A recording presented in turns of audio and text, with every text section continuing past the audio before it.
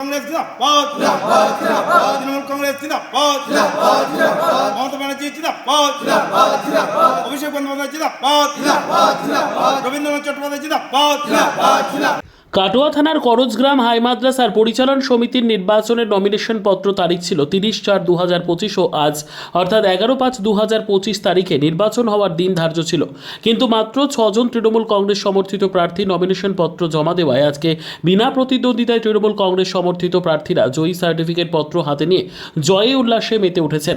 আজকের নির্বাচন সম্পর্কে করজগ্রাম হাই মাদ্রাসার প্রধান শিক্ষক ও সম্পাদক মহাশয় এবং তৃণমূল কংগ্রেসের ব্লক সভাপতি নারায়ণচন্দ্র সাদরা মহাশয় ও তৃণমূল কংগ্রেসের অন্যান্য কর্মীবৃন্দ আমাদের কি জানালেন দেখুন। কাটোয়া থেকে লাবু শেখের রিপোর্ট, সুন্দর বাংলা নিউজ। কি বলবেন? এটা তো আপনারা জানেন যে মানুষের জন্য কাজ একমাত্র আমাদের তৃণমূল কংগ্রেস করে, তাই সব জায়গাতে তৃণমূল কংগ্রেসই করবে, কারণ মানুষের সঙ্গে থাকে, সাথে থাকে।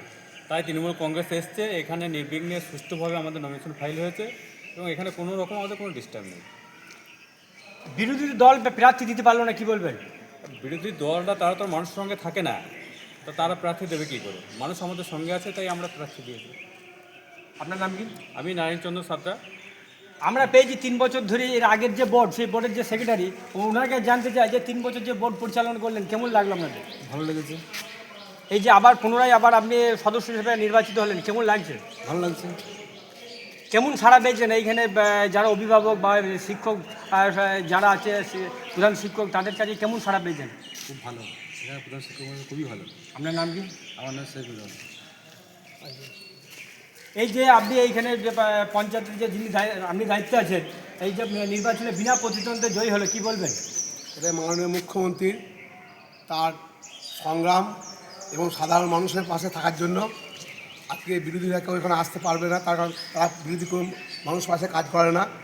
মাননীয় মুখ্যমন্ত্রীর যে আছে কাটোয়া বিধায়কবাবু যে আমাদের এখানে যা উন্নয়ন করেছেন, সেই জন্য কেউ বিরোধী আসে না। এখানে আমাদের তৃণমূল কংগ্রেসের যারা প্রার্থী, তার সাধারণ এখানে যা মানুষ আছে।